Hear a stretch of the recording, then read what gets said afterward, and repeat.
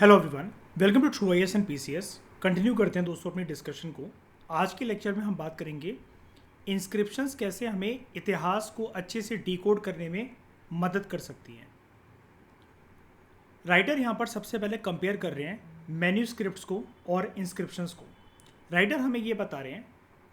Manuscripts का अगर हम टेक्स्ट देखें उसके कंपैरिजन में इंस्क्रिप्शंस जो हैं उनके पास एडेड एडवांटेज ये रहता है कि इंस्क्रिप्शंस लंबे समय तक टिकी रहती हैं, उनकी ड्यूरेबिलिटी ज़्यादा है। और उसके पीछे साफ तरीके से एक जो रीज़न है वो ये है क्योंकि ये हार्ड सरफेस पर लिखी जाती हैं जो इंस्क्रिप्शंस होती हैं, जबकि जो मैन्यूस्क्रिप्ट्स होती हैं वो सॉफ्ट सरफेस पर लिखी जाती थी, लाइक पाम लीव्स। ठीक है। अब ये जो इंस्क्रिप्शंस होती हैं ये यूजली उन इवेंट्स के साथ कंटेम्प्रेरी हैं जिससे हमें एक पर्टिकुलर वक्त के बारे में या फिर एक जगह के बारे में पता लगता है जिसकी एक हिस्टोरिकल इम्पोर्टेंस होती है। यानी कि जो भी घटनाक्रम हुए हैं, जिन भी सर्कमस्टांसेस के अंदर कुछ इवेंट्स हुए हैं, किसी राजा की कोरोनेशन सेरेमनी हुई है, कोई वॉर्स लड़े गए हैं, ठीक है, या फिर एक रिमार्केबल हिस्टोरिकल इवेंट्स जो हुए हैं एंशिएंट टाइम में, इंस्क्रिप्शंस उन राजा महाराजा के द्वारा तभी इंस्क्राइब करवाए जाते थे। वो ऑर्डर देते थे राजा महाराजा इंस्क्रिप्शंस को इंस्क्राइब करवाने का ऑन हार्ड सर्विसेज, क्योंकि वो उनके कार्यकाल के समय की बात थी। अब ऐसा भी हो सकता है कि जनरेशन 2-3 आगे निकल गई हो। मान लो ये है राजा पहला और यहाँ से होते हुए टाइम खिंचते हुए चौथा राजा इनके वंश का गद्दी पर आकर बैठ गया। तो ये सोचे कि मैं अपने पुराने पूर्वजों के बारे में कुछ इंस्क्राइब करवाना चाहता हूँ, तो ऐसा भी हो सकता है। लेकिन जनरली राजा महाराजा यही कोशिश करा करते थे कि वो अपने जीते जी अपने छाप को इतिहास के पन्नों में छोड़ के चले जाएं थ्रू इंस्क्रिप्शंस। मैन्यूस्क्रिप्ट्स के बारे में तो हमें ये चीज़ देखने को मिलती है कि मैन्यूस्क्रिप्ट तो चलो आगे पीछे हो सकती है, लेकिन इंस्क्रिप्शंस ज़्यादातर केसेस में जो कंटेम्प्रेरी इवेंट्स होते थे उन्हीं के कार्यकाल में, उन्हीं के दौरान वो इंस्क्राइब करवाई जाती थी ऑन हार्ड सर्विसेज। तो जो भी चेंजेस और जो एडिशंस इंस्क्रिप्शंस पे करे जाते थे, ठीक है, वो हम इजी तरीके से डिटेक्ट कर सकते हैं without great difficulty as compare to manuscripts. ऐसा राइटर हमें यहाँ पर बोल रहे हैं। इंस्क्रिप्शन का जो टेक्स्ट होता है वो ब्रीफ होता है। ऐसा इसलिए क्योंकि इंस्क्रिप्शन में ज़्यादा स्कोप हमारे पास होता नहीं है लिखने का। आप उसको एक जगह की किल्लत भी कह सकते हो। फॉर एग्जाम्पल, मान लो कि ये एक पिलर है और इस पे कोई चीज़ इंस्क्राइब्ड है। इस पिलर के ऊपर कोई ना कोई चीज़ जो है वो इंस्क्राइब्ड है। तो यहाँ पर अगर आप उसको देखो, उसकी लेंथ को देखो, तो ज़्यादा स्पेस जो है वो अवेलेबल नहीं है। अगर घुमा फिराकर भी अगर ये पिलर जो है वो सिलेंड्रिकल शेप का भी है, तब भी आप उतना ज़्यादा नहीं लिख सकते जितना पाम लीव्स वगैरह पर मैन्यूस्क्रिप्ट्स की फॉर्मेट के अंदर लिख सकते हो। लेकिन जो छोटी छोटी जो इंस्क्रिप्शंस हैं, जो कि हमें हज़ारों लाखों की संख्या में आर्कियोलॉजिस्ट को, एपिग्राफिस्ट को, हिस्टोरियंस को जो देखने को मिलती हैं, उनसे हमें बहुत ही ज़्यादा इम्पॉर्टेंट हिस्टोरिकल इन्फॉर्मेशन जो है वो एनालाइज करने का मौका मिलता है, उसको डिकोड करने का हमें मौका मिलता है। तो कहने वाली बात यह है कि हमें अगर हिस्टोरिकल इवेंट्स को अच्छी तरीके से समझना है और अगर हम इम्पॉर्टेंट हिस्टोरिकल सर्कमस्टांसेस को डिकोड करना चाहते हैं, तो इट बिकम्स वेरी इंपॉर्टेंट कि हम मैन्यूस्क्रिप्ट्स के साथ साथ इम्पॉर्टेंस इंस्क्रिप्शंस के टेक्स्ट को भी दें। अब टेक्सचुअल सोर्सेज की कंपैरिजन में, like in the form of manuscripts या फिर कोई किताब वगैरह अगर हमें मिल रखी है या पाम लीव्स के ऊपर कुछ लिख रखा है, कुल मिलाकर मैन्यूस्क्रिप्ट्स जो सोर्सेज हैं उसके कंपैरिजन में मैन्यूस्क्रिप्ट्स क्या करते हैं, सबसे पहले तो हम एक थ्योरेटिकल पर्सपेक्टिव देते हैं। लेकिन इंस्क्रिप्शंस हमें ये बताते हैं कि एक पर्टिकुलर समय के जो लोग हैं वो एक्चुअली में क्या कर रहे थे। ठीक है। उसके बाद राइटर आपको ये बोल रहे हैं कि ऑल्दो जो एपिग्राफ्स होते हैं, जो हार्ड सरफेस के ऊपर जो राइटिंग्स होती हैं अलग अलग कैटेगरी की, उनके अंदर एक स्टैंडर्ड फॉर्मेट होता है, एक लैंग्वेज का स्टैंडर्ड फॉर्मेट होता है कि एक अगर आप सेंचुरी की बात कर रहे हो तो जनरली वहाँ पर जो प्रचलित भाषाएं थी उसी के अनुसार आपको टेक्स्ट देखने को मिलेंगे। लेकिन कभी कभार कुछ कुछ इंस्क्रिप्शंस ऐसे भी होते हैं जो कि अपने स्टैंडर्ड फॉर्मेट से डेविएट होकर आपको कुछ सरप्राइजिंग एलिमेंट देते हैं अपने टेक्स्ट के अंदर, जो भी इंस्क्राइब टेक्स्ट होते हैं, गुदे हुए जो शब्द होते हैं, जो सेंटेंसेस होते हैं, जो वर्ड्स होते हैं, जो लेटर्स होते हैं। इंस्क्रिप्शंस एक इंस्क्राइब टेक्स्ट है, गुदे हुए किसी चीज़ के ऊपर लिखे हुए हार्ड सरफेस के ऊपर कुछ टेक्स्ट हैं, और उनके कंटेंट्स को हमें केयरफुली एनालाइज करना चाहिए, जिस तरीके से हम मैन्यूस्क्रिप्ट्स के टेक्स्ट वगैरह को पढ़ते हैं। इंस्क्रिप्शंस को पढ़ते हुए, इंस्क्रिप्शंस को समझते हुए दो चीज़ों का बहुत खास ध्यान रखा जाना चाहिए कि वो इंस्क्राइब क्यों करी गई थी और किसके लिए करी गई थी, उनकी ऑडियंस कौन थी। अगर हम यहाँ पर ऑडियंस के कॉन्टेक्स्ट में एक चीज़ को अच्छी तरीके से समझें तो हमें ये समझ में आएगा कि जो इंस्क्रिप्शंस, फॉर एग्जांपल अगर हम यहाँ पर मानकर चलें मौर्यन एम्पायर के टाइम पर, अशोका के कार्यकाल में, ठीक है, तो उसमें हमें ये वाली चीज़ समझ में आएगी कि अशोका ने कुछ ऑफिशियल्स अपॉइंट करे थे। फॉर एग्जांपल ये मान लो, ये जो डायग्राम है इसको मान लो आप कि ये एक अशोकन पिलर है, ठीक है, ये एक अशोकन पिलर है। अब यहाँ पर जो भाषा यूज़ होती थी वो थी पाली और उसके साथ साथ प्राकृत। अब यहाँ पर जो कॉमन पीपल है, जो आम जनता है, उसको हो सकता है कि पढ़ना लिखना ना आता हो। अशोका ने पिलर बनवा दिया, इसके ऊपर टेक्स्ट इंस्क्राइब करवा दिया, लोगों को बोला, मैसेज देने की कोशिश करी, बुद्धिज़्म के प्रिंसिपल्स को लाइफ में फॉलो करो, हम्बल बनकर रहो, जानवरों की सेवा करो, बूढ़े बुज़ुर्गों का ध्यान रखो, अपने माता पिता की इज्जत करो, एनिमल्स के लिए हॉस्पिटल जो मैंने बनवाए हैं उसके लिए योगदान दो। अब ऐसी बातें अशोका ने यहाँ पर लिखवा दी। पढ़ने वाले इस चीज़ को पढ़ लेंगे, पढ़ने वाले इस चीज़ को समझ भी लेंगे, लेकिन what about those categories of people जिनको पढ़ना लिखना नहीं आता था, या जो अंगूठा छाप लोग थे उस ज़माने के अंदर। तो अशोका ने अपने जो मैसेजेस थे उसके messages later half of his life में इर्द गिर्द घूमते थे अराउंड हिज धम्मा पॉलिसी, ठीक है, धम्मा पॉलिसी। अब उसके पास इतना टाइम तो था नहीं कि वो घर घर जाकर सबको बताए। अब मान लो यहाँ पर कोई व्यक्ति जो है वो बहुत पैनी नज़रों से इस चीज़ को देखने की कोशिश कर रहा है कि हमारे जो मालिक हैं अशोका भाई साहब, उन्होंने क्या लिखवा रखा है, लेकिन पल्ले कुछ पढ़ नहीं रहा, क्योंकि हम अंगूठा छाप है, हमें तो पढ़ना आता नहीं है। लोगों का ये मानना, कुछ लोगों का ये मानना हो सकता है जो कि इस पिलर इंस्क्रिप्शन को देख रहे होंगे। तो अशोका ने उनकी मदद करने के लिए क्या करा था, धम्म पॉलिसीज़ के मैसेजेस लोगों तक प्रॉपरली पहुँचे, तो उसने कुछ ऑफिशियल्स को अपॉइंट करा था जिनको हम कहते हैं धम्म महामत्तास, ठीक है, ताकि वो लोग जो हैं खड़े होकर आम जनता की मदद करते थे। वो बोलते थे, हाँ जी भाई साहब रुक जाओ, हम आपको पढ़कर सुना देते हैं कि राजा अशोक ने क्या क्या बातें इस पिलर के ऊपर, इस इंस्क्रिप्शन के ऊपर, रॉक एडिट्स के ऊपर लिखवा रखी हैं। उन्होंने ऐसा रिक्वेस्ट करी है जनता से। अशोका ने फरमान देना बंद कर दिए थे। फरमान का मतलब ये होता है कि एक हुक्म देना, हुक्म की तामील हो या फिर कोई एक ऑर्डर हो। अशोका ने later half of his life में जब उसने धम्म पॉलिसीज़ वगैरह अपना ली थी, वो बहुत हम्बल बन चुका था। फिर वो ऑर्डर नहीं देता था, फिर वो रिक्वेस्ट करता था लोगों से, और ये कहीं ना कहीं उसके मौर्यन एम्पायर के डिक्लाइनिंग का एक कारण भी बनता आगे चलकर, क्योंकि आप अच्छे हो गए हो लेकिन दुश्मन अच्छे नहीं हुए हैं। वो ताक लगाए बैठे हैं बिल्कुल गिद्ध की तरह, एक लेपर्ड की तरह, कि कब आपका डाउनफॉल शुरू हो और कब वो मौके की आड़ में देखकर आपके एम्पायर को ध्वस्त कर दें। तो धम्म महामत्तास ऑफिशियल्स का अपॉइंटमेंट जो करवाया था अशोका ने, वो इन्हीं पर्पज़ के लिए करवाया था कि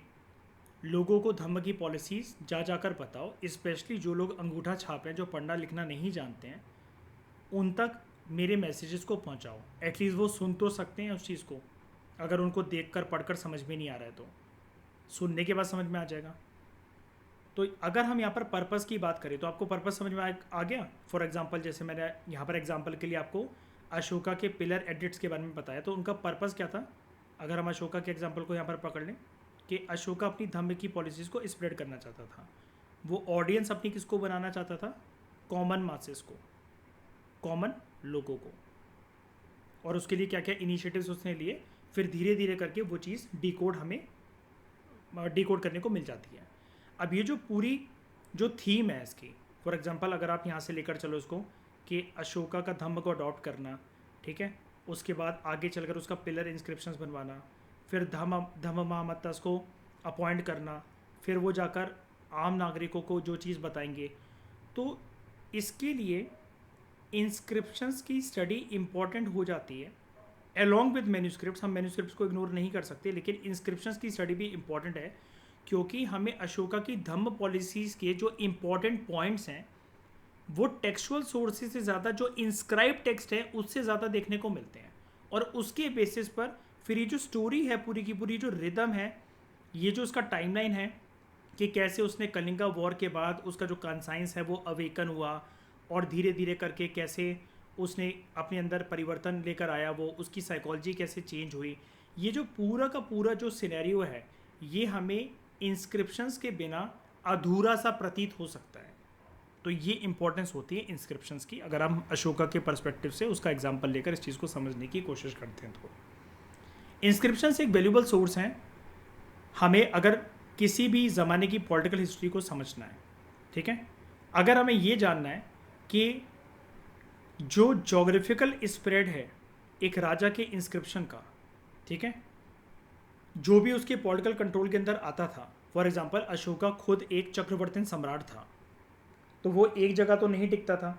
लेकिन उसकी जो इंस्क्रिप्शंस थी वो तो हमें कांधार तक देखने को मिल जाती हैं, विच इज़ इन अफगानिस्तान। तो राजा के द्वारा अगर किसी टेक्स्ट को किसी भी जगह पर एक पिलर पर या रॉक एडिक्ट पर इंस्क्राइब करवाया गया है तो उसका जोग्राफिकल स्प्रेड हो सकता है कि बड़ा हो, क्योंकि वो एरिया उस राजा के पॉलिटिकल कंट्रोल के अंदर आता हो, ऐसा हो सकता है।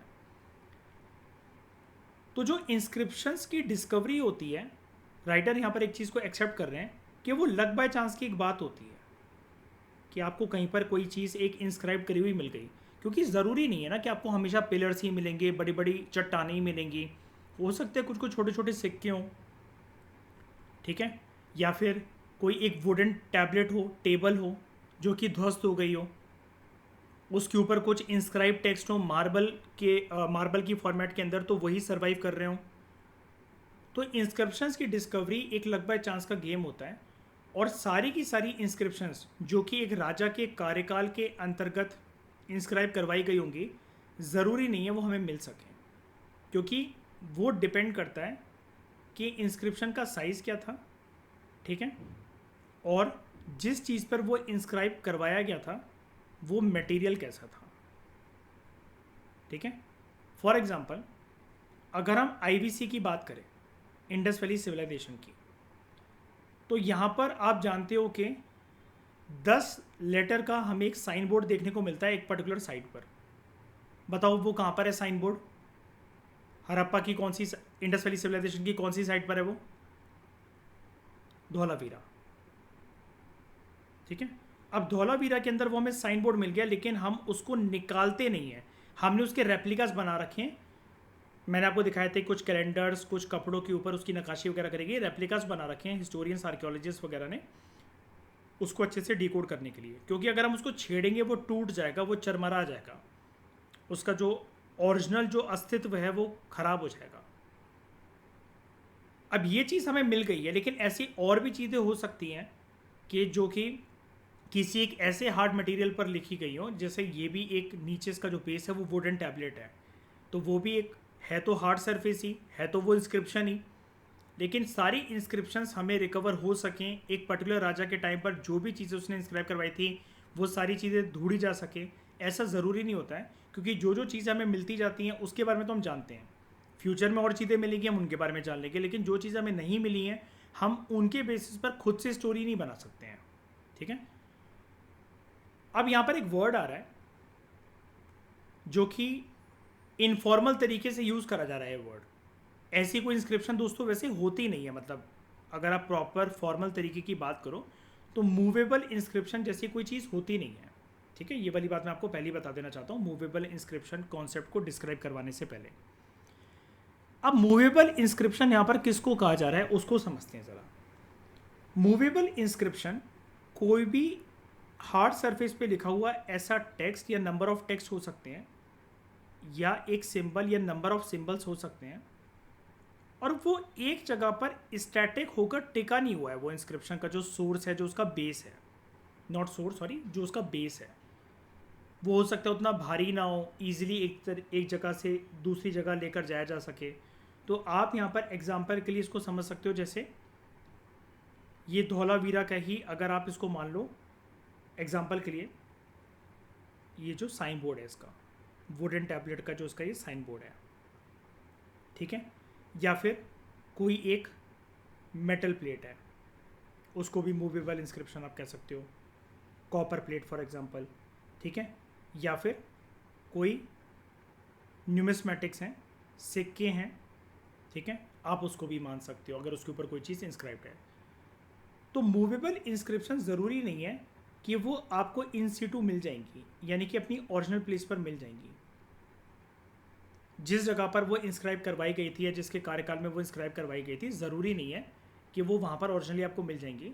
इतिहास के पन्नों में हमें ये भी चीज़ देखने को मिलती है कि ये तो हम जो मेटल प्लेट, न्यूमिस्मेटिक्स या फिर वुडन टैबलेट्स की जो हम बात कर रहे हैं, तो छोटे छोटे चीज़ें हो गई, लेकिन कुछ राजाओं महाराजाओं ने तो ये भी हरकतें कर रखी हैं कि वो एक राजा के, पुराने राजा के किसी पिलर्स को मूव करवा कर एक सिटी से दूसरी सिटी भी ले गए हैं।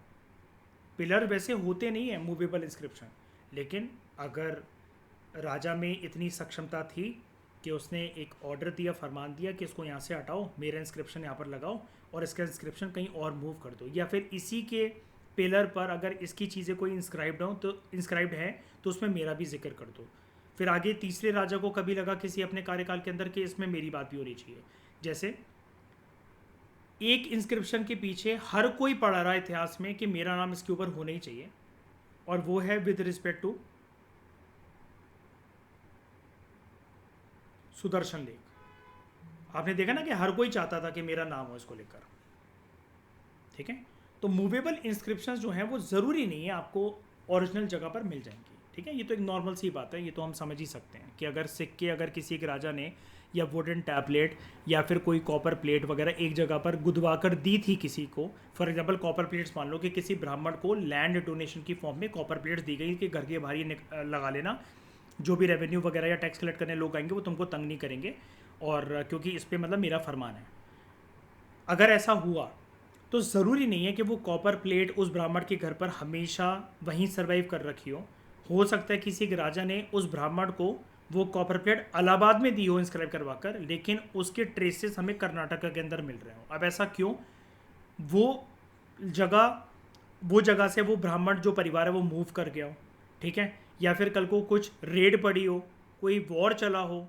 किसी का आक्रमण हुआ हो, तो घूमते फिरते कैसे न कैसे करके वो एक जगह से दूसरी जगह, एक ज्योग्राफी से दूसरी ज्योग्राफी में वो इंस्क्रिप्शन पहुंच सकते हैं, ठीक है। जो पुराने ज़माने के जो रॉयल इंस्क्रिप्शंस होते थे उनके अंदर हमें ज़्यादातर जो जीनोलॉजिकल मटेरियल है उसके एविडेंसेस देखने को नहीं मिलते हैं, एकदम पुराने वाले। लेकिन आगे चलकर कुछ रॉयल इंस्क्रिप्शंस के अंदर जीनोलॉजी समझते हो ना, जहाँ पर आपके पूर्वजों के बारे में, एंसेस्टर्स के बारे में, आपकी एंसेस्ट्री के बारे में बात होती है, उसकी बात करी जा रही है यहाँ पर। लेकिन आगे चलकर जो रॉयल इंस्क्रिप्शंस थे वहाँ पर कुछ राजाओं महाराजाओं ने ये सोचा कि इट इज़ वेरी इंपॉर्टेंट कि हम अपने पूर्वजों की भी बात करें और फैमिली की पूरी एक हिस्ट्री को लेकर आए। अब जो प्रशस्तिज हैं ये हमेशा एक डिबेटेबल इंस्क्रिप्शंस रहती हैं, इसके बारे में हम प्रीवियस 5-6 लेक्चर से लगातार पढ़ते ही चले जा रहे हैं, और मैंने आपको एक वर्ड भी बताया था। प्रशस्तिज में एक दिक्कत ये है कि यहाँ पर हो सकता है कि कोर्ट पोएट ने या जिसने भी प्रशस्ति एक राजा के कार्यकाल में राजा को खुश करने के लिए लिखी थी किसी हार्ड सरफेस पर इंस्क्रिप्शंस की फॉर्मेट के अंदर, वो एग्जैजरेटेड तो है, ये तो चलो समझ में आता है कि बड़ा चढ़ाकर बातें लिखी हुई हैं, लेकिन ये भी हो सकता है कि जो फैक्ट्स हैं वो झूठे हो, वो एकदम गलती फैक्ट्स हो। अब हमारे सामने, यानी कि अगर हम एक नॉर्मल पर्सन है जो कि एनालाइज कर रहे हैं, हिस्टोरियंस और आर्कियोलॉजिस्ट और एपिग्राफिस्ट के द्वारा जो भी उनका रिसर्च वर्क है उसको हम एनालाइज कर रहे हैं, तो हमारे सामने और हिस्टोरियंस, आर्कियोलॉजिस्ट और एपिग्राफिस्ट के सामने तो ये समस्या आती ही आती है कभी कभार किन्हीं दो प्रशस्तिस की इंफॉर्मेशन में कॉन्ट्रडिक्शंस भी पैदा हो जाती हैं। अब ये कॉन्ट्रडिक्शंस कैसे पैदा होती हैं इसको मैं आपको समझाता हूँ अगले पैराग्राफ के अंदर। सबसे पहले राइटर यहाँ पर आपको ये बता रहे हैं कि जो प्रशस्तिज हैं वो हमें डिटेल्स बताती हैं अलग अलग डायनेस्टिक हिस्ट्रीज की, ठीक है, और राजा और महाराजाओं का जो पूरा कार्यकाल होता था उनके बारे में और उनकी डायनेस्टीज़ के बारे में, उनके जो पूर्वज वगैरह जिस तरीके से रूल करा करते थे, उनके टाइम पर administration, tax, revenue, sources of finance, ये कैसे कैसे चलता था, इन सब के बारे में हमें प्रशस्तिज में देखने को जनरली मिल जाता है। कुछ में तो बहुत डिटेल में भी मिल जाता है, लेकिन इसके साथ कुछ प्रॉब्लम जुड़ी हुई है, ठीक है। रॉयल इंस्क्रिप्शंस जो हैं, जैसा कि मैंने आपको काफ़ी लेक्चर्स से लगातार मैंने बताया आपको, रॉयल इंस्क्रिप्शंस के अंदर जो किंग्स की जो अचीवमेंट्स हैं उसको बड़ा चढ़ाकर बताया जाता है, एग्जैजरेटेड वे में बताया जाता है। एग्जैजरेटेड का मतलब होता है बड़ा चढ़ाकर बताना, कि राजा ने उतनी अचीवमेंट्स को हो सकता है प्राप्त भी ना कर रखा हो, लेकिन एक बात को 11 बात बनाकर प्रेजेंट करा जाता है, और कभी कभार तो एक बात को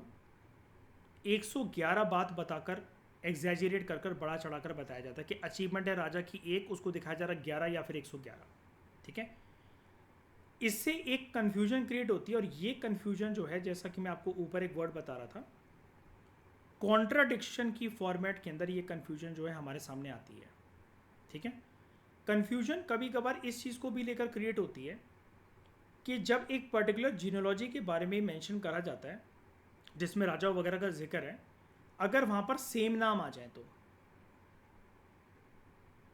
या फिर जो दो अलग अलग जगह पर इंस्क्रिप्शंस हमें मिली हैं वो आपस में एक पर्टिकुलर डिटेल को लेकर कॉन्ट्राडिक्ट कर रही हो, तो कॉन्ट्राडिक्शन वाला जो मैं आपको पॉइंट इलेबोरेटिव वे में बताना चाहता था ये आपको समझ में आ जाएगा। आप इसको देखो, स्कंदगुप्त और रामागुप्त गुप्ता रूलर्स हैं, ठीक है, लेकिन कभी कभार कुछ कुछ जीनोलॉजीज जो होती हैं वो नेम्स को स्किप कर जाती हैं, और ये चीज़ गुप्ता एम्पायर में देखी गई है कि जो लेटर गुप्ता रूलर्स जो थे उन्होंने अपनी जीनोलॉजिकल हिस्ट्रीज के अंदर, गुप्ता जीनोलॉजीज के अंदर बहुत बार इन दो रूलर्स का जिक्र ही नहीं कर रखा है, इसलिए हमें बहुत detailed information through inscriptions Skandagupta और रामगुप्त के बारे में नहीं मिलती है फ्रॉम गुप्ता एम्पायर। अब वो कहीं और लिखी गई हो, किसी और जगह पर मिल जाए फ्यूचर में, हम फ्यूचर का तो नहीं बोल सकते हैं, ठीक है, कुछ खुदा हुआ, कुछ गड़ा हुआ, कुछ हमें सामान मिल जाए, अवशेष मिल जाए जिसमें इसके बारे में जिक्र हो, तो हम कह नहीं सकते हैं, लेकिन अभी तक तो ऐसा हमें कुछ भी नहीं मिला है, ठीक है। इनको कंप्लीट तरीके से इग्नोर कर दिया गया है इन गुप्ता जीनोलॉजीज, बिकॉज लेटर रूलर जो गुप्ता एम्पायर के थे उनके लाइन ऑफ सक्सेशन में ये लोग नहीं आते होंगे। जैसे परिवार बदल जाता है ना, कि फॉर एग्जांपल ये ग्रैंडफादर है, ठीक है, अब इनके हैं मान लो 3 बच्चे, ठीक है, पहला, दूसरा, तीसरा, तीसरा बना राजा, ठीक है, और इसके जो थे वो मान लो कि 5 बच्चे हैं, तो इनकी जब हिस्ट्रीज जो है जब ये आगे चलती चली जाएंगी, ठीक है, फिर इसमें से दूसरे नंबर का बेटा राजा बना, इसके 2 बच्चे थे, तो अगर सेकंड किंग ये वाला जो पर्सन है ये सोच रहा है कि मैं अपनी फैमिली जीनोलॉजी को लिखूं, तो हो सकता है कि जो इनकी पीढ़ी के आगे के जो लोग हैं वो इनको इग्नोर करते हैं। ऐसा गुप्ता एम्पायर में हमें देखने को मिलता है with respect to the names of Skandagupta and Ramagupta, ठीक है। उसके बाद कुछ कुछ ऐसे केसेस भी होते हैं जहां पर इंस्क्रिप्शंस जो हैं वो अलग अलग डायनेस्टीज को लेकर एक कन्फ्लिक्टिंग क्लेम्स करती हैं, ठीक है। यहां पर एक कंफ्यूजन और कॉन्ट्राडिक्शन अगेन क्रिएट होता है। अब वो कैसे क्रिएट होता है इसको समझो। गुज्जर प्रतिहर राजाओं के टाइम की एक इंस्क्रिप्शन है जो कि हमें यह बताती है कि एक राजा था, राजा वत्सराज, इसने पूरा के पूरे कर्नाटका पर कब्जा कर लिया था, उसको पूरा कॉन्कर कर लिया था। अब ये गुज्जर प्रतिहार की इंस्क्रिप्शन है, गुज्जर प्रतिहार डायनेस्टी की टाइम की, और ये उन्हीं का राजा है जो कि गुज्जर प्रतिहार किंग है, वत्सराज। ये इंस्क्रिप्शन हमें बता रही है कि इसने पूरे कर्नाटका पर अपना कब्जा कर लिया था। अब इसी का कंटेम्प्ररी एक रूलर था जो कि राजकोट राजा था। इसके टाइम की इंस्क्रिप्शन हमें यह बताती है कि ये जो राजकोट राजा था इसने वत्सराज को हराया था और उसने कर्नाटका में रूल करा था। तो यहाँ पर जो है, जैसा कि मैं आपको लेक्चर की स्टार्टिंग में बता रहा था, इंस्क्रिप्शंस के ऊपर, सिर्फ इंस्क्रिप्शंस के ऊपर रिलाई करना थोड़ा सा हानिकारक हो सकता है हमारी हिस्टोरिकल इंफॉर्मेशन को पॉलिश करने के लिए। क्योंकि अगर ऐसी कॉन्ट्रडिक्टरी चीज़ अगर हमारे सामने आती है, तो जो रिटन टेक्सचुअल सोर्सेज हैं in the form of manuscripts या कोई बुक वगैरह या कहीं पर भी, उनसे हमें ऐसी पॉलिटिकल डिटेल्स को क्रॉस चेक करना चाहिए, जो कि हमारे लिए अनिवार्य भी हो जाता है ऐसे पॉलिटिकल इवेंट्स जहाँ पर एक कॉन्ट्रडिक्टरी बात पैदा करी जा रही है। क्योंकि जाहिर सी बात है, अगर गुज्जर प्रतिहार इंस्क्रिप्शन राजा वत्सराज के बारे में ये क्लेम कर रही है कि उसने पूरे कर्नाटक को कॉन्कर करा था, तो वो एक प्रशस्ति हो गई। लेकिन कंटेम्प्रेरी टाइम में, उसी जब राजा वत्स जिंदा था, तभी राजकोटा किंग के बारे में ये बोला जा रहा है उसकी इंस्क्रिप्शन के अंदर कि बल्कि इसने वत्सराज को हराया था, वत्सराज झूठ बोल रहा है और राजकोटा राजा ने कर्नाटका एरिया में रूल करा था। तो अब हमारे ऊपर है ना ये वाली चीज़ के, हमारे सामने तो हम किसी एक को तो फेवर कर नहीं सकते अपनी मर्जी से, हमें तो रियल डिटेल चाहिए। उस रियल डिटेल को अगर हमें जानना है और इंस्क्रिप्शंस अगर हमें वो चीज़ बताने में चूक रही हैं, तो हमें उनको क्रॉस चेक करना चाहिए किसी और इंस्क्रिप्शन से, या फिर टेक्सचुअल सोर्सेज इस टाइम पर काम के आ जाते हैं। और अगर वो ना आ पाएँ तो ऐसी इंस्क्रिप्शंस को सिर्फ हम प्रशस्ति बोलकर छोड़ देते हैं, फिर इनको पर भरोसा नहीं करते हैं। ना ही फिर हम गुज्जर प्रतिहार इंस्क्रिप्शन के ऊपर भरोसा करेंगे, ना ही ये राजकोटा किंग के टाइम की जो इंस्क्रिप्शन है जो कंटेम्प्रेरी थी राजा वत्सराज के टाइम पर, ना इसके ऊपर भरोसा कर सकते हैं। ठीक है, क्योंकि ज़रूरी नहीं ना, क्रॉस चेक करा जाना चाहिए, लेकिन क्रॉस चेक डिटेल्स हो ही जाएंगी ऐसा ज़रूरी तो नहीं है ना कि हमें एग्जैक्ट पॉलिटिकल डिटेल्स पता लगी जाएंगी हर एक पॉलिटिकल इवेंट की। ये तो हमारा एक प्रयास होता है हिस्टोरियंस का, एपिग्राफिस्ट का, आर्कियोलॉजिस्ट का। ठीक है, तो अपार्ट फ्रॉम फैक्चुअल डिटेल्स, जो रॉयल इंस्क्रिप्शंस होती थी, राजा महाराजा जब किसी हार्ड सरफेस पर कोई चीज़ लिखवाते थे, उसकी नक्काशी करवाते थे, ये रॉयल इंस्क्रिप्शंस एक रिच सोर्स मानी जाती हैं, ऐसा इन्फॉर्मेशन का भंडार मानी जाती है जहाँ से हमें पता लगता है कि एक पर्टिकुलर डायनेस्टी या जो राजा महाराजा हैं उनकी पॉलिटिकल आइडियोलॉजीज़ क्या हैं। ठीक है, बहुत सारे तरीके क्या हैं जहाँ पर रूलर्स जो हैं वो अलग अलग इंडियन सबकॉन्टिनेंट के पार्ट्स में रूल कर रहे थे, और कैसे उन्होंने अपनी पावर को कन्वर्ट करा इनटू लेजिटिमेट अथॉरिटी। यहाँ पर दोस्तों ये जो मतलब है ना लेजिटिमेट अथॉरिटी का, इसको मैंने आपको अच्छे से एनसीईआरटीज़ वगैरह के अंदर समझाया था। लेजिटिमेसी का मतलब ये है, देखो पावर में आने को कोई भी आ सकता है। जैसे कोई एक पर्सन है, वो एक आर्मी का जनरल है और ये है मेन राजा। ठीक है, राजा को मार कर ये जनरल जो है इसको मार दिया और खुद राजा बन गया। लेकिन जनता इस राजा और उसके परिवार वालों को ही उस एरिया का वंश या वंशज के रूप में देखती थी। अब यहां पर ये पावर में तो आ सकता है, लेकिन हो सकता है कि इसके पावर, उसके रूल को, इसकी अथॉरिटी को एक चीज़ प्राप्त ना हो, एंड दैट इज लेजिटिमेसी। अब लेजिटिमेसी टर्म का मतलब क्या होता है, यहाँ पर बहुत ज़रूरी हो जाता है कि जो भी राजा सत्ता में आकर बैठा हुआ है उसको सपोर्ट मिलना चाहिए। किसका? मासेस का। क्योंकि जनता अगर आपके रूल को सपोर्ट नहीं कर रही है तो आप राजा तो फिर अपने चार दीवारी के कमरों के अंदर ही हो। तो लेजिटिमेसी जो है उसको जनता की नज़रों में दिखाना कि मैं सही राजा हूं, मैं आपके लिए अच्छे डिसीजंस लूंगा, ये वाली बात को उनको प्रूव करना पड़ता था। और यही होता है इतिहास के अंदर कि पुराने ज़माने के अंदर राजा महाराजा के पास इतना वेला टाइम नहीं था, या वो पागल नहीं है कि अपनी तिजोरी का, अपनी धन संपत्ति का इतना अधिक मात्रा के अंदर धन वगैरह लुटवा कर वो पुरोहित पंडित वगैरह को बुलाकर हवन यज्ञ वगैरह करवाते थे। वो पागल नहीं थे। इस हवन यज्ञ वगैरह की वजह से, ठीक है, ये जो लेजिटिमेसी है ये उनको प्राप्त हो जाती थी, और इनका एक सिंक्रोनाइजेशन कोलिजन चलता था विद पुरोहित हर एक राजा का।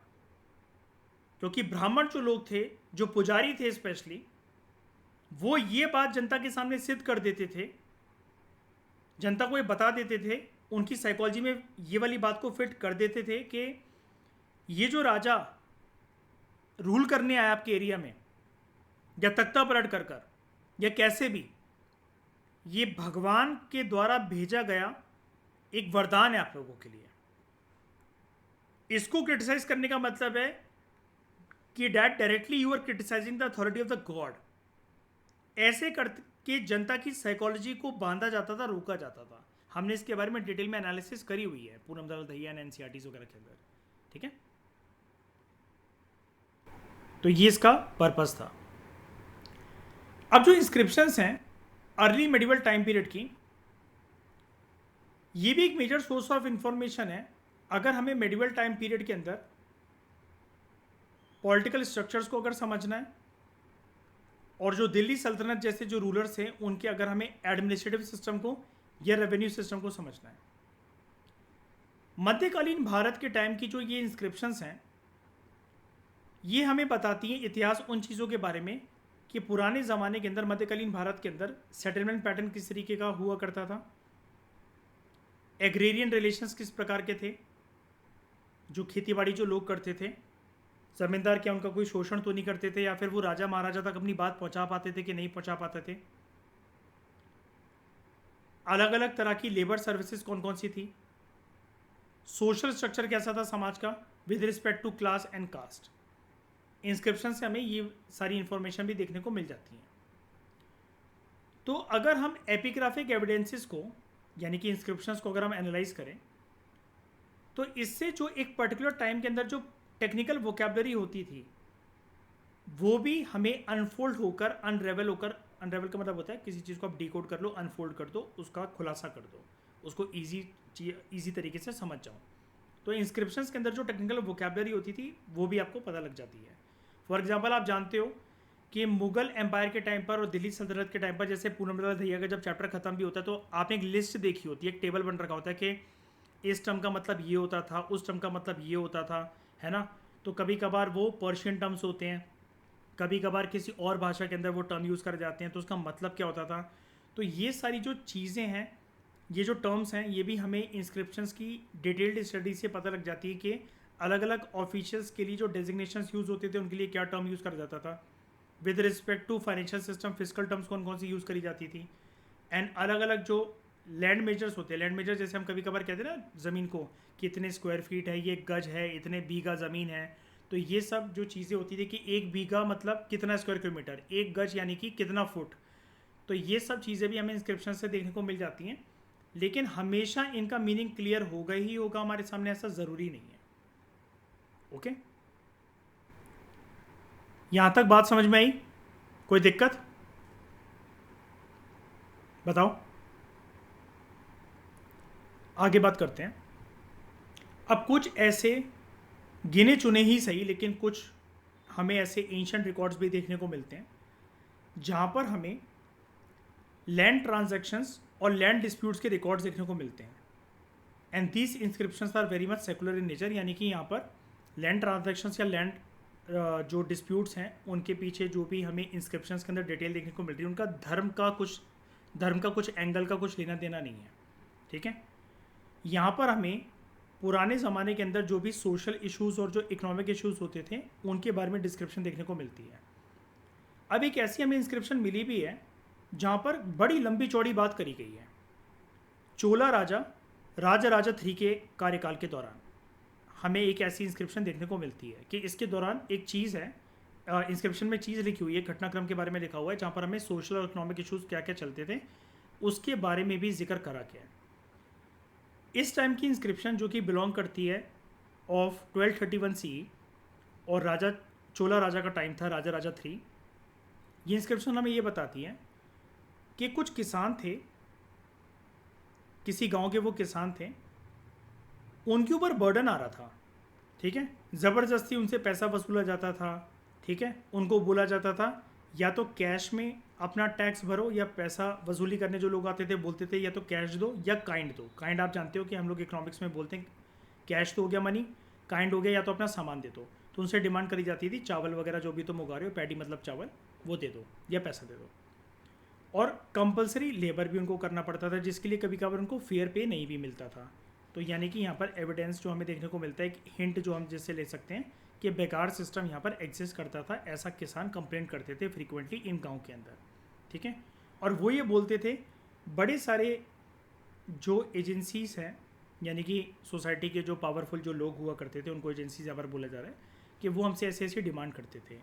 और ये किसानों के लिए बहुत अनबिरेबल होती चली जा रही थी। आत्महत्या करने के उनके दिन आ गए थे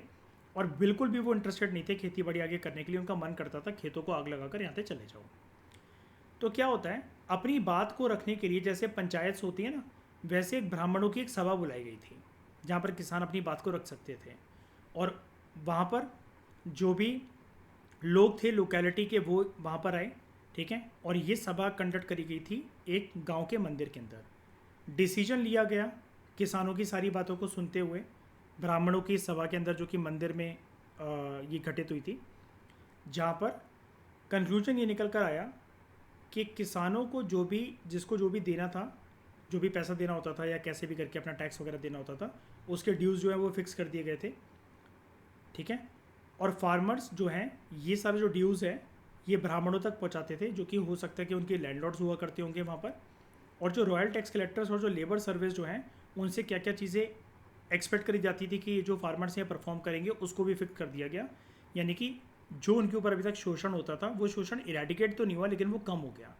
तो इतनी डिटेल्ड इन्फॉर्मेशन एक इंस्क्रिप्शन के अंदर हमें देखने को मिलती है।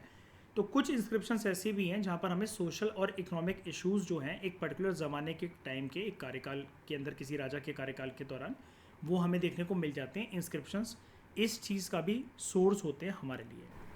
ठीक है। इंस्क्रिप्शंस जो हैं कभी कभार हमें एक डेटेबल इंफॉर्मेशन भी प्रोवाइड करते हैं on the history of religious text, religious sect, institutions and कौन कौन सी प्रैक्टिसेस करी जाती थी, ठीक है। और ये सारी चीज़ें जो हैं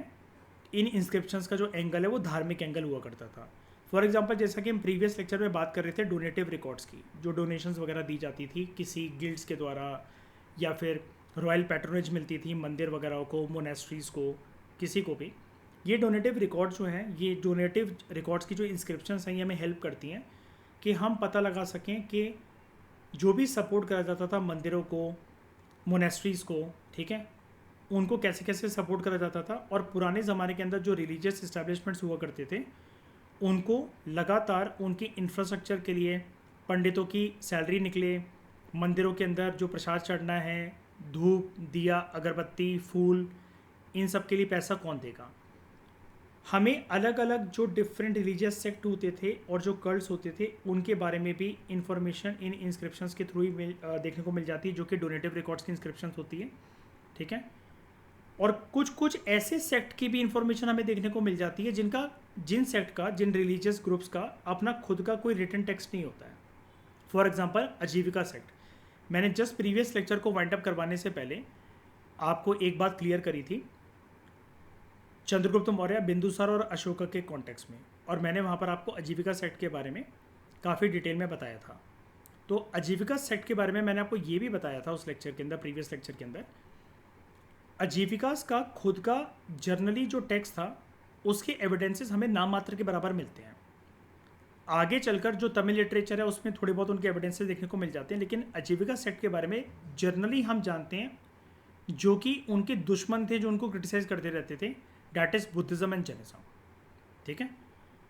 तो ये चीज़ें भी हमें देखने को मिल जाती हैं कुछ कुछ इंस्क्रिप्शन वगैरह से। और यक्ष और जो नागा कल्ट्स हैं, ठीक है, उनके बारे में भी। अब इस चैप्टर के एंड में जैसे हमारे लक्ष्मीकांत में जैसे ये वर्ड, ये नंबर गिवन होते हैं और एंड में जाकर एक इन्फॉर्मेशन लिखी होती है, तो यहाँ पर कल्ट की एक डेफिनेशन गिवन है कि कल्ट यहाँ पर जो वर्ड है वो यूज़ करा जा रहा है ऐसी बिलीव्स एंड प्रैक्टिसेस को डिनोट करने के लिए जो कि एक पर्टिकुलर देवी देवता को आप वर्शिप कैसे करोगे, उनकी पूजा कैसे करोगे, उनकी आराधना कैसे करोगे, इस चीज़ को डिनोट करने के लिए इस टर्म को बोला जाता है कल्ट, ठीक है। इंस्क्रिप्शंस हमें हेल्प करते हैं आइडेंटिफाई करने के लिए और किसी किसी स्कल्पचर्स और स्ट्रक्चर्स को डेट करने के लिए, ठीक है, कि हम उनकी डेटिंग दे सकें कि कितने पुराने हैं या फिर स्ट्रक्चर्स कैसे बनाए जाते होंगे, जिससे हमें प्रॉपर तरीके से जो एक पर्टिकुलर राजा के कार्यकाल में जो भी आइकनोग्राफी, आर्ट एंड आर्किटेक्चर होता था उसके इतिहास के बारे में पता लगता है। आइकनोग्राफी का मतलब दोस्तों होता है जब हम बात करते हैं किसी विजुअल इमेज के बारे में, ठीक है, और वो विजुअल इमेजेस जो होती हैं वो सिंबल्स की फॉर्मेट के अंदर भी हो सकती हैं, ठीक है।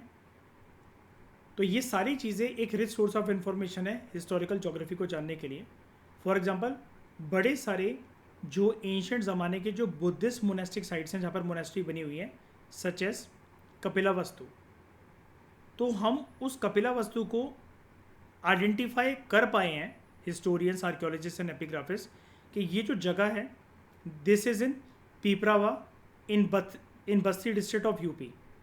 क्योंकि हमें बड़ी सारी जो बुद्धिस्ट मोनेस्टिक सीरीज मिली हैं उसके ऊपर ये जगहों का जिक्र करा गया है, ये इंस्क्राइब्ड है वहाँ पर उसके ऊपर, okay.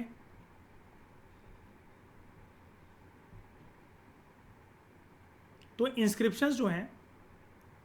They talk about history of languages and literature also, और कुछ कुछ इंस्क्रिप्शंस के अंदर हमें जो परफॉर्मिंग आर्ट्स होते हैं उसके बारे में भी देखने को मिलता है। फॉर एग्जाम्पल 7वीं शताब्दी की एक इंस्क्रिप्शन है, ठीक है, जिसका नाम है कुदुमिया मलाई इंस्क्रिप्शन। यहाँ पर हमें जो 7 क्लासिकल राग होते हैं म्यूज़िक के, उनके म्यूज़िकल नोट्स देखने को मिलते हैं, उनका जिक्र देखने को मिलता है। तमिलनाडु से कुछ इंस्क्रिप्शंस ऐसे रिकवर करी गई हैं जहाँ पर हमें अलग अलग तरीके के जो डांस फॉर्म्स हैं उसकी डिटेल्स देखने को मिलती हैं, ठीक है। जो नटराज टेम्पल है चिदम्बरम में, उसके पिलर्स पर जो ईस्टर्न और वेस्टर्न गेटवेज हैं वहाँ पर हमें डांस पोजेस देखने को मिलते हैं लगभग 108 स्क्रिप्टेड फिगर्स के, ठीक है, जो उनके ऊपर उनकी कार्विंग करी गई, उनकी नक्काशी बन रखी है, और जहाँ पर कुछ कुछ टेक्स्ट भी लिखा हुआ है, और वो टेक्स्ट डायरेक्टली कोट करा गया from Natyashastra book of Bharat मुनि। तो एपिग्राफिक प्रोसेसेस के अंदर ये चीज़ इंपॉर्टेंट हो जाती है, जो भी एपिग्राफ्स को स्टडी करते हैं हिस्टोरियंस, एपिग्राफिस्ट एंड आर्कियोलॉजिस्ट, कि इंस्क्रिप्शंस को देखा समझा किस तरीके से जा रहा है, जो भी उनके अंदर डिटेल गिवन है उसको एग्जीक्यूट कैसे करना है, क्या वो कॉन्ट्राडिक्टरी डिटेल तो नहीं है, ठीक है। और इंस्क्रिप्शंस की रिसेप्शन भी इंपॉर्टेंट हो जाती है। यहाँ पर रिसेप्शन वर्ड का मतलब ये है कि अगर कोई इंस्क्रिप्शन एक नए आइडिया के बारे में बात कर रही है, ठीक है, तो हमें उसको भी समझना चाहिए और एक्सेप्ट करना चाहिए। इंस्क्रिप्शंस है तो वैसे एक मटेरियल रिमेन्स ही, और इसको हमें एक लार्जर आर्कियोलॉजिकल कंटेक्स्ट के अंदर समझना चाहिए, जैसा वो फाउंड करे गए हैं, रिकवर करे गए हैं आर्कियोलॉजिस्ट के द्वारा। यहाँ पर भले ही हार्ड सरफेस के फॉर्म में लिखे हुए हैं, लेकिन है तो वो टेक्स्ट ही, और ये टेक्स्ट किसी दूसरे टेक्स्ट के साथ कनेक्टेड हो सकते हैं, रिलीजियस एंड कल्चरल आइडियाज़ के साथ कनेक्ट हो सकते हैं, with power, authority and social status के साथ भी ये इंस्क्रिप्शन के टेक्स्ट जो है कनेक्ट हो सकते हैं। क्योंकि हमें जैसा भी देखने को मिला इस डिस्कशन के अंदर कि जो सोशियो इकोनॉमिक स्ट्रक्चर होता है एक पर्टिकुलर डायनेस्टी का, एक पर्टिकुलर वक्त का, ज़माने का, वहाँ पर ये जो इंस्क्रिप्शन एक राजा महाराजाओं के ऑर्डर पर इंस्क्राइब करवाए जाते थे, तो उससे हमें एक सोशियो इकोनॉमिक स्टेटस जो है या एक पॉलिटिकल आइडियोलॉजी जो है राजा की, या उसकी जो पावर है, अथॉरिटी है, रेवेन्यू सिस्टम है, एडमिनिस्ट्रेशन है, इन सब की डिटेल्स देखने को मिल जाती है। ये डिपेंड इस बात पे ही करेगा कि इंस्क्रिप्शंस के ऊपर टेक्स्ट क्या बयां करना चाह रहा है, उसकी ऑडियंस कौन है, उसका पर्पस क्या है। अगर कोई इंस्क्रिप्शन एक स्कल्पचर के साथ एसोसिएटेड है तो हमें उनके साथ जोड़कर उसको समझना चाहिए। कुछ कुछ इंस्क्रिप्शंस ऐसे होते हैं जहाँ पर एक फ्रेगमेंटेड तौर पर या फिर इनकम्प्लीट इन्फॉर्मेशन गिवन होती है, या फिर कंप्लीट इन्फॉर्मेशन भी देखने को मिल जाती है। कभी कभार कुछ कुछ लिमिटेड शब्द होते हैं, एक शब्द वाली इंस्क्रिप्शंस भी हमें देखने को मिल रखी है, या कभी कभार हमें सैकड़ों लाइन भी देखने को मिल जाती है, जैसे तमिलनाडु की टेम्पल इंस्क्रिप्शंस जो होती हैं। तो कैसी भी इंस्क्रिप्शंस हमें उसको आराम से पढ़ना चाहिए, समझना चाहिए, उसके जो कंटेंट होते हैं वो दूसरी इंस्क्रिप्शंस के साथ हमें मैच करने चाहिए ताकि हम क्रॉस चेक कर सकें इन्फॉर्मेशन को। तो इंस्क्रिप्शंस को हमें एक लार्जर कंटेक्स्ट के अंदर समझना चाहिए, लेकिन इंस्क्रिप्शंस के ऊपर, सिर्फ इंस्क्रिप्शंस के ऊपर रिलाई हमें नहीं करना चाहिए। इंस्क्रिप्शंस के साथ जो है मैन्यूस्क्रिप्ट्स और जो दूसरे सोर्सेज हैं एक पर्टिकुलर डायनेस्टी या एक पर्टिकुलर किंगडम या एक पर्टिकुलर टाइम को समझने के लिए, वो भी बहुत इंपॉर्टेंट हो जाते हैं, ठीक है। अगले लेक्चर में दोस्तों हम बात करेंगे एक एंशिएंट थिएटर के बारे में, एक परफॉर्मिंग आर्ट के बारे में, जहाँ पर हम एक प्राचीन भारत के अंदर एक प्रेम कथा को समझेंगे, ठीक है, जो कि एक थिएटर आर्ट फॉर्म की फॉर्मेट के अंदर परफॉर्म करी जाती थी। इस डिस्कशन में दोस्तों फिलहाल इतना ही। Thank you very much for discussion.